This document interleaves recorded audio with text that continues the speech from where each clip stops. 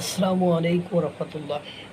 আমাদের বাংলাদেশে একটা গান আছে বাংলায়, ওই যে ঘড়ি যতই তুমি ওড়ো নাটাই কিন্তু আমার হাতে, এই ধরনের আর কি।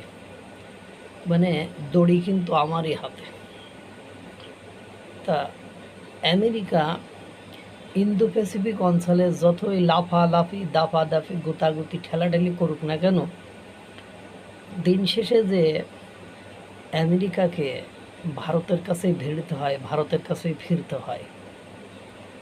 আমি অনেকবার বলেছি যে ইন্দো প্যাসিফিক অঞ্চলে যে খেলাটা খেলে ভারত, আমার মনে হয় ভারতের সাথে আমেরিকার সম্পর্ক প্রচণ্ড লেভেলের খারাপ। কিন্তু দিন শেষে যেই দেখেন ভারত তার কর্মকাণ্ড আরাম আয়েসে করে যাচ্ছে। মার্কিন যুক্তরাষ্ট্র অর্থাৎ ডোনাল্ড ট্রাম্প তাদের এই কর্মকাণ্ডে কোথাও বাধাগ্রস্ত বা বাধা দিচ্ছে না বা তাদেরকে কোনোভাবে ক্ষতি করছে না, শুধু ট্যারিফ আরোপ করা ছাড়া। এই ট্যারিফ আরোপ করে, এতে করে ভারত বিরোধী যে শত্রুগুলো রয়েছে পাকিস্তানের মতো, তারা মনে হয় ডোনাল্ড ট্রাম্প বা আমেরিকা তাদের বন্ধু হয়ে গেছে, ভারতের শত্রু হয়ে গেছে। কিন্তু দিন শেষে আমি যেয়ে দেখি আসলে তেমন কোনো কিছুই নয়।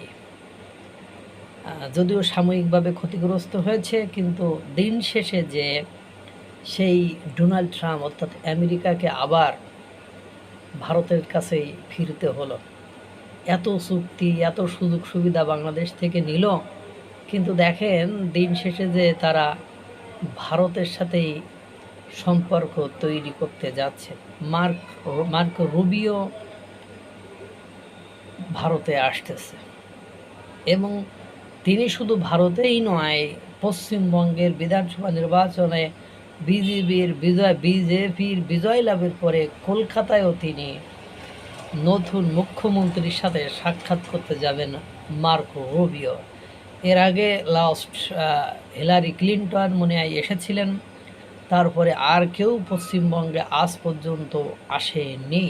কিন্তু এইবার আবার যেহেতু পশ্চিমবঙ্গে বিজেপি বিজয় লাভ করেছে, সেহেতু পশ্চিমবঙ্গে মার্কো রুবিও আসবে, সার্জিও গোর আসবেন, তাদের সাথে দিল্লিতে বিভিন্ন বৈঠক করবেন, উচ্চ পর্যায়ের বৈঠক হবে, বিভিন্ন চুক্তি সম্পর্কে আলোচনা। এই কিছুদিন আগেও দেখেন কিছু চুক্তি নিয়ে তাদের সাথে কিন্তু আলোচনা হয়েছে।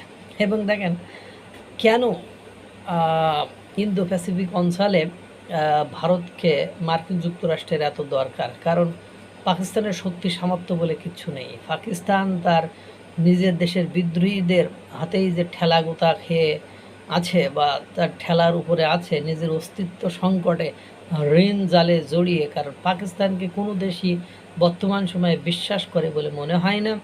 যেমন সংযুক্ত আরব আমিরাত তার শ্রমিকদেরকে বের করে দিচ্ছে, অনেক দেশ থেকে 50,000-এর মতো শ্রমিককে ভিক্ষাবৃত্তির দায়ে তাদের সেখান থেকে বের করে দিয়েছে। এবং আপনার যে দেশের মানুষ বিস্ফোরক দিয়ে সেই দেশের আপনার পুলিশকে হত্যা করতে পারে, সেনা মেজরকে হত্যা করতে পারে, সেনাবাহিনীকে বারবার হত্যা করতে পারে, সেই দেশের মানুষকে বিশ্বাস করা অন্যদের জন্য এমনি টাফেস্ট একটা বিষয়, আপনারা এটা জানেন। যাই হোক, তার উপরেও দেখেন সংযুক্ত আমেরিকা, মার্কিন যুক্তরাষ্ট্র কেন মার্ক রুবিও সার্জি গোরকে আবার পাঠাচ্ছে? কারণ হলো ইতিমধ্যে ভারতের সাথে যদিও তাদের একটা রিলেশন খারাপ পর্যায়ে গিয়েছে, কিন্তু ভারত মার্কিন যুক্তরাষ্ট্র বাংলাদেশকে নিয়ে, পাকিস্তানকে নিয়ে ইন্দো প্যাসিফিক অঞ্চলে যদি পরাশক্তি চীনকে চোখ রাঙাইতে চায়, তাহলে ভারত ছাড়া এটা সম্ভব নয়। কারণ বাংলাদেশ এবং পাকিস্তানকে সঙ্গে নিয়ে মার্কিন যুক্তরাষ্ট্র আপনার চীনের এই পরাশক্তি, মানে আঞ্চলিক যে পরাশক্তি, এই পরাশক্তিকে চোখ রাঙানো তাদের পক্ষে সম্ভব নয়। ইতিমধ্যে আপনারা দেখেছেন মার্কিন যুক্তরাষ্ট্রে আপনার এসেছে ডোনাল্ড ট্রাম্প এবং তার প্রতিনিধি দল, কিন্তু খুব বেশি পজিটিভ কোনো রেজাল্ট বা আউটকাম তারা পাবে বলে মনে হয় না। তারা ফিরে গিয়েছে, ফিরে যাওয়ার সময় গিফটগুলো সব সামনেই ফেলে দিয়ে গেছে। ওরা যাতে করে কোনো কিছু ফাঁস না হয়ে যায়, হ্যাক না হয়। এজন্য আপনারা সে বিষয়গুলো অত্যন্ত আন্তরিকতার সাথে হয়তোবা দেখেছেন। এখন ঘটনা হলো মার্ক মার্কো রুবিও, সার্জিও গোর এগুলো দিল্লিতে আসতেছে, কলকাতায় আসতেছে, অথচ বাংলাদেশে আসছে না। আবার দেখেন বাংলাদেশের সাথে তারা যে চুক্তিগুলো করে নিয়েছে সেই চুক্তিটি বাংলাদেশ সরকার বাতিলও করতে পারছে না, এমনভাবে বাংলাদেশ ফাঁসছে। এখন ঘটনা হলো এদিকে বাংলাদেশকে ফাঁসানো শেষ, অর্থাৎ বাংলাদেশ আমেরিকার বাইরে যে কোনো কিছু বলতে পারবে না। ওদিকে পাকিস্তান একের পর এক ঋণ জালে জড়িয়ে মার্কিন যুক্তরাষ্ট্রের সাথে কাজ করতে যে পাকিস্তান গেছে ফাইসা। এখন শুধু ভারতকে যদি ম্যানেজ করতে পারে তাহলে পাকিস্তান, ভারতকে যদি ম্যানেজ করতে পারে মার্কিন যুক্তরাষ্ট্র, এবং ভারতকে ম্যানেজ করা ব্যতীত মার্কিন যুক্তরাষ্ট্র পাকিস্তান এবং বাংলাদেশকে নিয়ে তাদের যে মনের অভিসন্ধি সেটাকে বাস্তবায়ন করতে পারবে না, এটা তারা খুব ভালোভাবেই জানে। এজন্য তারা কী করছে, ভারতের কাছেই আবার ধন্যা দিচ্ছে এবং চীন থেকে চলে যাচ্ছে। আর চীনের সুবিধা করতে পারবে না, এইটা স্বাভাবিক, কারণ তারা চীনের সাথে তারা কি ব্যবসা করবে? তাদের উন্নত অস্ত্র শস্ত্র যদি তাদের কাছে বিক্রি করে তাহলে তো তাদের শক্তি আরও বেড়ে যাবে, এবং ওটা আবার মার্কিন যুক্তরাষ্ট্রের বিপক্ষেই তারা প্রয়োগ করবে। সুতরাং ব্যবসা বাণিজ্য তারা করতে পারছে না এই মুহূর্তে।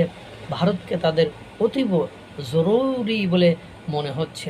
আল্লাহ তাআলা সকলকে ভালো রাখুক, সুস্থ রাখুক। আসসালামু আলাইকুম রহমতুল্লাহ।